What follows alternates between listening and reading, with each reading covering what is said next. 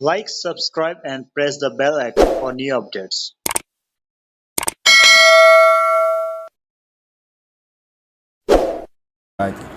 نحمده ونصلي ونسلم على رسوله الكريم اما بعد فاعوذ باللہ من الشیطان الرجیم بسم اللہ الرحمن الرحیم لقد كفر الذين قالوا ان الله هو المسيح ابن مريم قل فمن يملك من الله شيئا ان اراد ان يهلك المسيح ابن مريم وامه ومن في الارض جميعا وَلِلَّهِ مُلْكُ السَّمَاوَاتِ وَالْأَرْضِ وَمَا بَيْنَهُمَا يَخْلُقُ مَا يَشَاءُ وَاللَّهُ عَلَى كُلِّ شَيْءٍ قَدِيرٌ وَقَالَتِ الْيَهُودُ وَالنَّصَارَى نَحْنُ أَبْنَاءُ اللَّهِ وَأَحِبَّاؤُهُ قُلْ فَلِمَ يُعَذِّبُكُم بِذُنُوبِكُم بَلْ أَنْتُمْ بَشَرٌ مِّمَّنْ خَلَقَ يَغْفِرُ لِمَن يَشَاءُ وَيُعَذِّبُ مَن يَشَاءُ وَلِلَّهِ مُلْكُ السَّمَاوَاتِ وَالْأَرْضِ وَمَا بَيْنَهُمَا وَإِلَيْهِ الْمَصِيرُ يَا أَهْلَ الْكِتَابِ قَدْ جَاءَكُمْ رَسُولُنَا يُبَيِّنُ لَكُمْ عَلَى فَتْرَةٍ مِّنَ الرُّسُلِ أَن تَقُولُوا مَا جَاءَنَا مِن بَشِيرٍ وَلَا نَذِيرٍ فَقَدْ جَاءَكُمْ بَشِيرٌ وَنَذِيرٌ وَاللَّهُ عَلَى كُلِّ شَيْءٍ قَدِيرٌ صدق اللہ العظیم۔ اللہم صلی علی سیدنا و مولانا محمد وعلی آل سیدنا و مولانا محمد وبارک وسلم ثم صلی علیہ۔ مسلسل اہل کتاب کا ذکر چل رہا ہے اور اہل کتاب کی بہت ساری صورتوں کا ذکر اور ان کے احکامات اللہ نے ذکر کیے۔ پچھلے سبق تک قرآن مجید، فرقان حمید اور رسول اللہ صلی اللہ علیہ وسلم کی شان کو بیان کیا کہ جو لوگ قرآن اور امام الانبیاء کے طریقے پر چلیں گے اللہ رب العزت انہیں جنت کے راستے آسان کرے گا اور ان کو شرک و بدعات کے اندھیروں سے نکال کر توحید و سنت کی روشنیوں کی طرف اللہ تعالیٰ لے کر جائے گا۔ سب سے بڑا فائدہ یہ ہوگا کہ اللہ اس کو صراط مستقیم پر چلا دے گا۔ آج کے سبق میں اللہ رب العزت اپنے الہ ہونے کی ایک خوبصورت دلیل ذکر کر رہے ہیں، رد کرتے ہوئے اہل کتاب کے ایک قول کا۔ اہل کتاب کا ایک عقیدہ ہے، اللہ اس عقیدے کا رد کریں گے اور رد کر کے بتلائیں گے کہ یہ الہ نہیں۔ کیوں الہ نہیں؟ کیونکہ وجہ کیا ہے وہ اللہ نے آیت کریمہ میں بیان کیا، اور یہ اتنی خوبصورت اللہ نے مثال کے ذریعے سمجھایا کہ تھوڑی سی عقل رکھنے والا انسان بھی اس بات کو سمجھ جائے گا کہ اللہ کی ذات کے سوا جن جن کو ہم معبود سمجھتے ہیں، ان کو مشکل کشا سمجھتے ہیں، وہ عبادت کے لائق نہیں، عبادت کے لائق صرف اللہ کی ذات ہے۔ دیکھیں جی،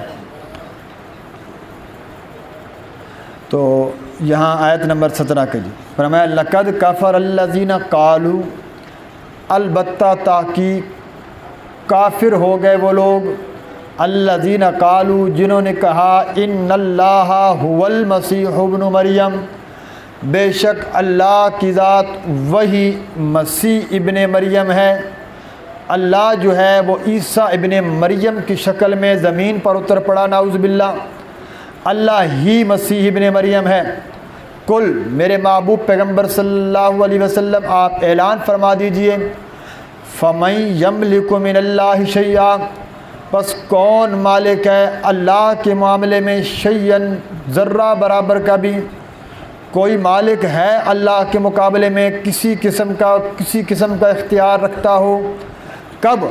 ان اراد ان یہلک المسیح ابن مریم و امہ، اگر ارادہ کر لے خدا تعالیٰ کی ذات، ان یہلکا کہ وہ، یہاں پر لفظ ہلاک آیا ہے لیکن یہاں مقصود لیں گے ان یہلکا، اللہ تعالیٰ موت دے دے، فوت کر دے عیسیٰ ابن مریم اور اس کی ماں کو، ومن فی الارض جمیعا، اور ان تمام لوگوں کو جو زمین کے اندر رہتے ہیں، اللہ سب کے سب لوگوں کو موت دے دے، تو کوئی ہے جو اللہ کے مقابلے میں ان کو موت آنے سے روک سکے؟ وَلِلَّهِ مُلْكُ السَّمَاوَاتِ وَالْأَرْضِ، اللہ ہی کے لیے ہے بادشاہی آسمان اور آسمانوں کی اور زمین کی، لا عیسیٰ، نہ عیسیٰ علیہ السلام کی، اللہ ہی کے لیے ہے بادشاہی آسمانوں کی اور زمین کی، وما بینہما، اور جو کچھ آسمانوں اور زمین کے درمیان ہے، ساری کی ساری کائنات اللہ کی بادشاہی ہے۔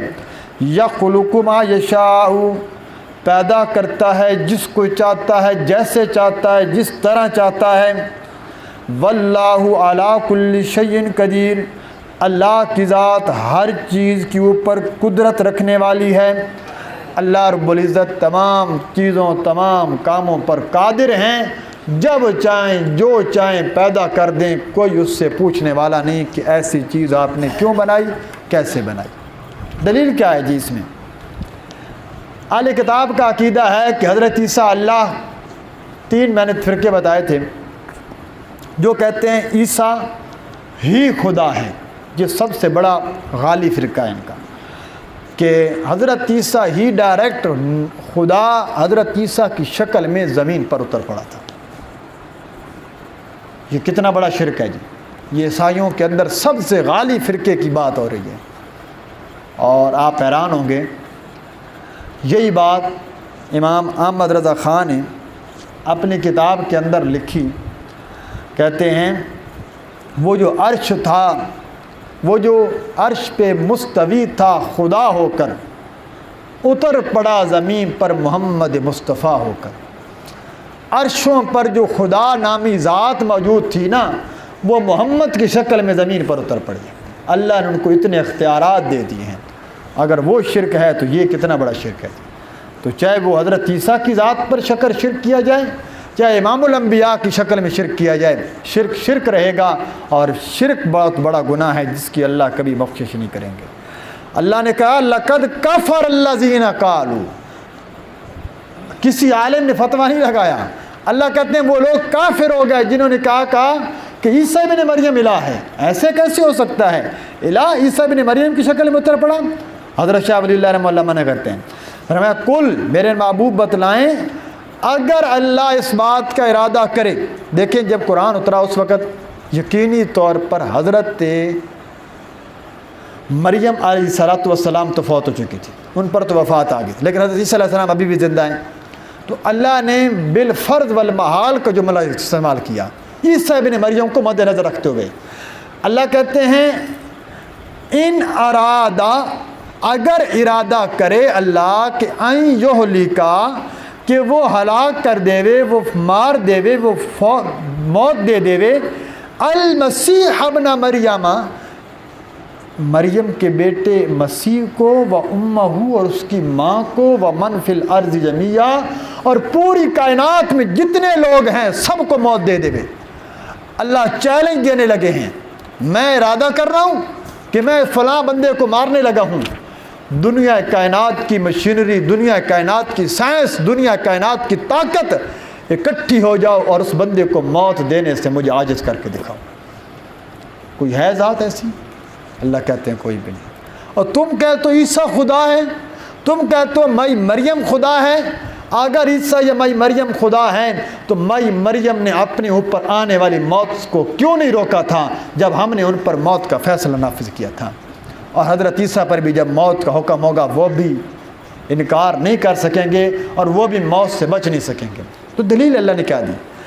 اللہ کہتے ہیں ارے پاگلوں، سمجھنے کی بات یہ ہے الہ جو ہوتا ہے وہ حی القیوم ہوتا ہے، وہ ہمیشہ سے زندہ رہتا ہے، ہمیشہ زندہ رہے گا۔ جس پر موت آ جائے وہ کبھی الہ نہیں ہوا کرتا۔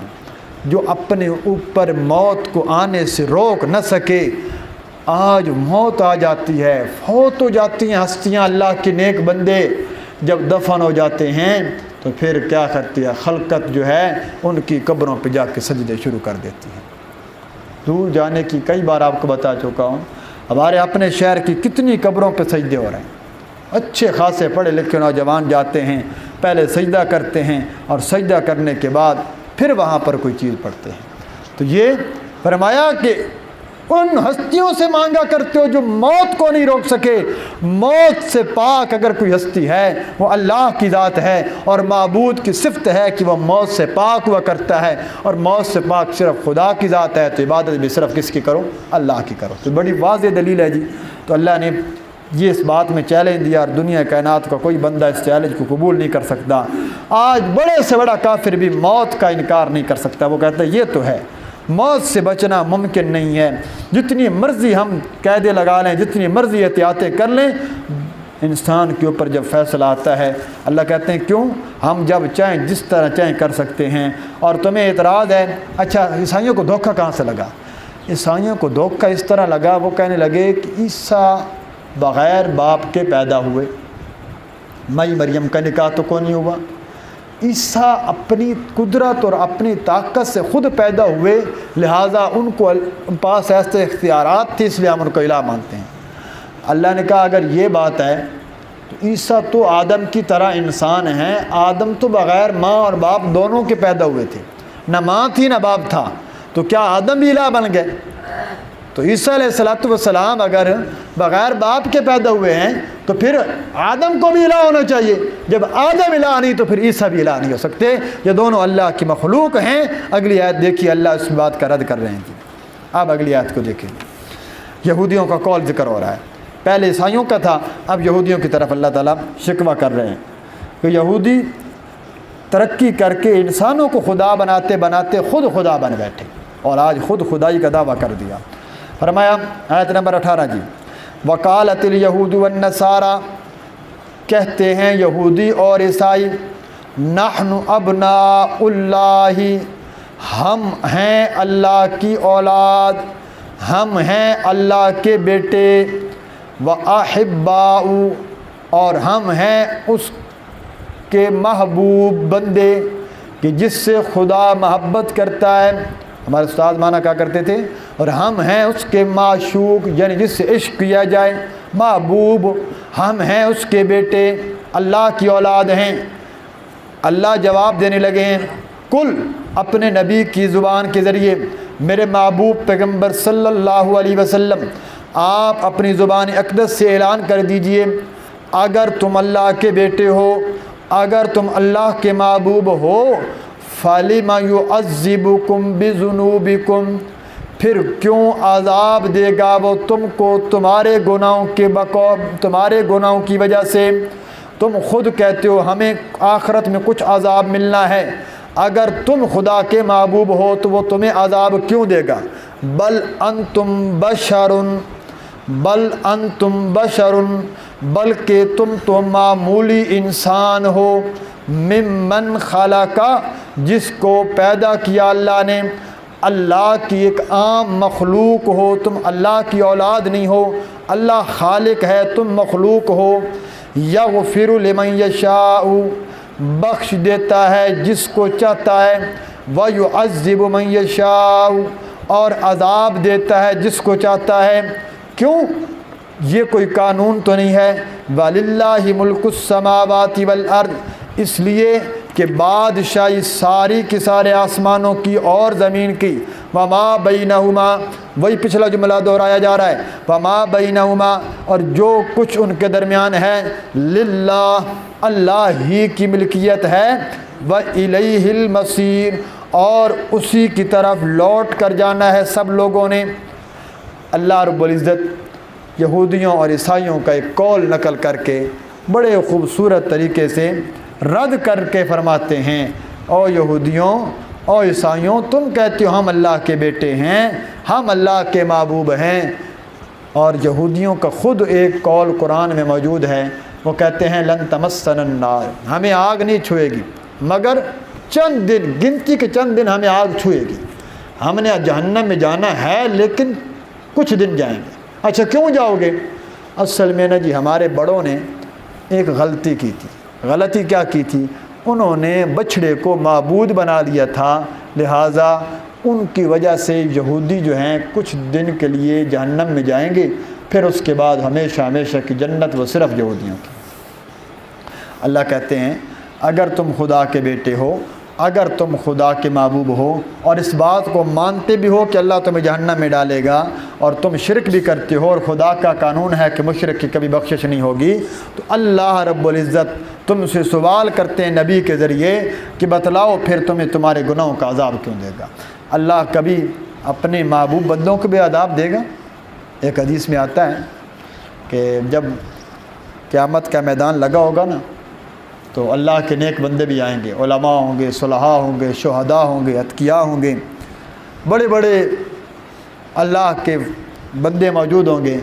اب ہر ایک کا حساب ہو رہا ہوگا، تو ہر ایک بندہ گھبراہٹ میں تو ہوگا نا، پریشانی میں ہوگا۔ اللہ کے نبی کی حدیث ہے، میرے نبی نے فرمایا اتنا پریشانی والا دن ہے، اس دن خوف کی وجہ سے لوگوں کے یوں پسینے چھوٹیں گے کہ اتنا پسینہ آئے گا کہ کچھ بندے اپنے پسینے کے اندر ڈوب جائیں گے ڈر کی وجہ سے۔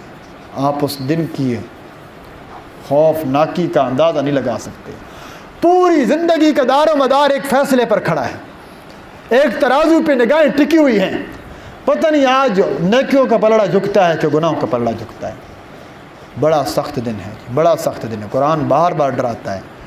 اگر انسان تھوڑا سا تصور باندھے نا، یقین مانیے رونگٹے کھڑے ہو جاتے ہیں اور دل کرتا ہے بندہ دنیا سے بالکل الگ ہو جائے، کہ یہ چھوٹی سی مختصر سی زندگی کے لیے ہمیشہ کی زندگی کا فیصلہ ہونا ہے، اور اس دن ساری کائنات کی نظریں ہوں گی، اس کا کیا بنتا ہے، میرا کیا بنتا ہے، آپ کا کیا بنتا ہے۔ سارا خاندان دیکھ رہا ہے، سارا شہر دیکھ رہا ہے، ساری دنیا دیکھ رہی ہے، اور اس وقت جس کا پلڑا نیکیوں کا جھک گیا، کامیاب ہو جائیں گے وہ لوگ جن کو نامہ اعمال دائیں ہاتھ میں دے کر کہا جائے گا جاؤ جنت کے اندر داخل ہو جاؤ۔ اللہ ہمیں ان سب لوگوں کو انہی لوگوں میں شامل فرمائے۔ بڑی خوشی کا دن ہوگا۔ قرآن کہتا ہے اس دن ان کو اتنی خوشی ہوگی، بار بار اپنا اعمال نامہ لے کر اپنے گھر والوں کی طرف آئے گا، وہ دیکھو میں کامیاب ہو گیا، وہ میرا نامہ اعمال نیکیوں والا پلڑا جھک گیا، اس سے بڑی اور کامیابی کیا ہو گئی۔ تو فرمایا کہ یہ چیز جو ہے کہ قیامت کے دن یہ ساری چیزیں انسان کو شرک کی وجہ سے جو دنیا میں کیا ہوگا، انسان کو اس دن احساس ہوگا، اور ان لوگوں کو بھی۔ اب یہاں پر دیکھیے جی، فرمایا کہ تم لوگ ایک معمولی انسان ہو، ہاں اللہ جس کو چاہے گا بخش دے گا۔ عیسیٰ علیہ الصلوۃ والسلام اور اس کی ماں تو بخشائے ہیں، اور عیسائیوں سے بھی جو صحیح عقیدے پر فوت ہوئے ان کو بھی بخش دے گا، یعنی اپنے دور کے اندر، اور جنہوں نے شرک کیا اللہ ان کو اپنے قیامت کے دن جمع کرے گا، اس دن تمہیں کوئی نہیں بچا سکے گا۔ آخری آیت دیکھیں جی، یا اہل الکتاب، اے اہل کتاب، قد جاءکم رسولنا، تحقیق آ چکے تمہارے پاس ہمارے رسول، آ چکے تمہارے پاس ہمارے رسول، یبین لکم، جو بیان کرتے ہیں، لکم تمہارے واسطے، علی فترتن، ایک ایسے زمانے پر جو رسولوں کے بعد بندش کا زمانہ ہے، جب شریعت آسمانیہ ختم ہو چکی ہے، شریعت آسمانیہ گم ہو چکی ہے، من الرسول، رسولوں میں سے آ چکے ہیں تمہارے پاس ہمارے رسول جو بیان کرتے ہیں تمہارے لیے، علی فترۃ من الرسل، کے بعد بندش رسولوں کی، رسولوں کے رک جانے کے بعد اچانک اللہ نے احسان کیا، امام الانبیاء کو بھیج دیا، ان تقولوا، آتے ہیں اور آ کر نہ کہو تم، ہاں تاکہ ان تقولوا، تاکہ نہ کہو تم یہ بات، ما جاءنا من بشیر ولا نذیر، کہ ہمارے پاس تو نہیں آیا تھا کسی قسم کا کوئی خوشخبری سنانے والا اور نہ ہی کسی قسم کا کوئی ڈر سنانے والا۔ یہاں ایک بات جی، صرف ہمارے رسول آ چکے، رسول پر ایمان لے آؤ۔ رسول کب آئے؟ فطرت کسے کہتے ہیں؟ ایک بات سمجھ، فطرت وحی کا آپ نے ایک لفظ سنا ہوگا کہ حضور صلی اللہ علیہ وسلم فطرت وحی کے ایک زمانہ گزرا ہے۔ فطرت وحی ایک ہے امام الانبیاء کی فطرت وحی، کہ پہلی وحی اقرا بسم ربی کا نازل ہونے کے بعد تقریباً کافی عرصہ پھر دوبارہ وحی نہیں آئی، بڑا عرصہ گزرا، 2 سال 3 2.5 سال کا بھی وقفہ لکھا گیا ہے۔ تو اس کے بعد دوسری جب وحی آئی، اللہ کے نبی صلی اللہ علیہ وسلم فرماتے ہیں کہ میں جا رہا تھا، اچانک میں نے اس وقت جبریل امین کو اپنی اصلی حالت میں دیکھا تھا، وہ آسمان اور زمین میں کرسی لگا کے بیٹھے ہیں اور انہوں نے پورے آسمان کو گھیر رکھا ہے۔ تو یہ فطرت کا معنی بندش، وقفہ، کسی چیز میں رکاوٹ آ جانا۔ اصل اصلاح شریعت میں فطرت کہتے ہیں انبیاء کا سلسلہ چلتے چلتے اچانک رک جائے اور ایک نبی اور دوسرے نبی کے درمیان اتنا فاصلہ آ جائے کہ پچھلے نبی کی تعلیمات ختم ہو جائیں، مذہب منسوخ ہو جائے، اس کے بعد اللہ کوئی نبی بھیجیں تو اس زمانے کو درمیان کے زمانے کو کہتے ہیں فطرت۔ اس کے بڑے احکام ہیں۔ حضرت آدم سے لے کر حضرت عیسیٰ علیہ السلام تک جمہور کا جو تفسیر ہے وہ یہ ہے کہ اس دوران کبھی فطرت کا زمانہ نہیں آیا، ہمیشہ کوئی نہ کوئی ایک پیغمبر گیا دوسرا آ گیا، اور ایک وقت میں کئی پیغمبر بھی کام کرتے رہے۔ خالی حضرت موسیٰ علیہ السلام کے بعد سے لے کر حضرت عیسیٰ تک علماء مفسرین نے لکھا 1000 کے قریب انبیاء تو صرف بنی اسرائیل میں آئے، جو ارد گرد آئے وہ تو اور ہیں۔ تو لہٰذا یہ حضرت موسیٰ اور حضرت عیسیٰ کے درمیان تقریباً 1700 سال کا فاصلہ ہے۔ اس 1700 سال کے درمیان عرصے میں ہزاروں انبیاء ہیں، 1000 سے زیادہ انبیاء آئے، یہ چلتا رہا۔ فطرت زیادہ اصل میں بنی جب حضرت عیسیٰ زندہ آسمانوں پہ اٹھا لیے گئے، اس کے بعد کوئی نبی نہیں بھیجا گیا۔ یہ بخاری شریف کی روایت کے بقول تقریباً 600 سال گزر گئے، 6 صدیاں گزر گئیں حضرت عیسیٰ اور امام الانبیاء حضرت محمد مصطفیٰ صلی اللہ علیہ وسلم کے درمیان۔ اس دوران حضرت عیسیٰ کی تعلیمات بھلا دی گئی، عیسائیت مذہب منسوخ ہو گیا۔ اس دوران جو لوگ اس مذہب پر جس حالت میں بھی قائم تھے اور انہوں نے شرک نہیں کیا، باقی جتنی برائیاں تھیں، علماء لکھتے ہیں، علماء مفسرین، کہ وہ اس حالت میں جس طریقے پر بھی گئے ہوں گے وہ لوگ بخشے جائیں۔ وہ اللہ کے نبی صلی اللہ علیہ وسلم کے جو والدین ہیں حضرت عبداللہ اور حضرت آمنہ، ان کا بارے میں بھی یہی عقیدہ ہے کہ یہ بھی چونکہ فطرت کے زمانے میں فوت ہوئے کہ جب کوئی نبی نہیں تھا، نبی ہوتا تو کسی نبی پر ایمان لاتے اور شرک بھی نہیں کیا اور حضرت عیسیٰ علیہ السلام کی تعلیمات کے بقدر رہے تو فرمایا کہ وہ بھی جنت میں جائیں گے۔ تو حالانکہ نبی تو اس وقت کوئی نہیں تھا، اس سمے جتنے بھی لوگ فطرت میں بغیر شرک کے فوت ہوئے ہیں وہ انشاءاللہ اللہ کی رحمت و سمید اللہ سب کو جنت میں بھیجے گا، کیونکہ ان کے پاس کوئی نبی نہیں تھا۔ تو اب آتے ہیں فطرت کے بعد اللہ نے احسان کیا، لقد من اللہ علی المؤمنین اذ بعث فیہم رسولا، اللہ کہتے ہیں ہم نے اپنا رسول بھیجا تاکہ کل قیامت کے دن تم یہ نہ کہہ سکو ہمارے پاس جب شریعت منسوخ ہو چکی تھی آپ نے نبی کیوں نہیں بھیجا۔ اللہ نے کہا لو نبی آ چکا ہے، اب نبی پر ایمان لاؤ تاکہ اب یہ فطرت کے زمانہ ختم ہو چکا۔ امام الانبیاء تشریف لے آئے، وہ تمہیں خوشخبری بھی دیتے ہیں، تمہیں ڈراتے بھی ہیں، لیکن ماننے والوں نے مانا اور نہ ماننے والوں نے پھر بھی نہ مانا۔ اب آئیے دوبارہ دیکھیے، صرف ترجمہ کر۔ یا اہل الکتاب، اے اہل کتاب، قد جاءکم رسولنا، تحقیق آ چکے تمہارے پاس ہمارے رسول، یبین لکم علی فترۃ من الرسل، بیان کرتے تمہارے واسطے بعد بندش رسولوں کے سلسلہ رکنے کے بعد، ان تقولوا، تاکہ نہ کہو تم، ما جاءنا، نہیں آئے ہمارے پاس، من بشیر، کوئی خوشخبری سنانے والا، ولا نذیر، نہ ہی کوئی ڈر سنانے والا، فقد، پکی بات ہے، جاءکم، آ چکا ہے تمہارے پاس، بشیر، ایک خوشخبری سنانے والا، و نذیر، اور ڈر سنانے والا، واللہ علی کل شیء قدیر، اور اللہ کی ذات ہر کام ہر چیز پر قدرت رکھنے والی ہے۔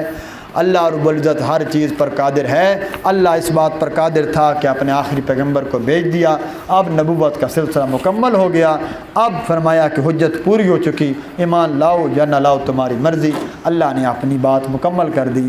اللہ تعالیٰ سے دعا، اللہ تعالیٰ ہمیں صحیح معنوں میں قرآن و سنت پر عمل کی توفیق عطا فرمائے۔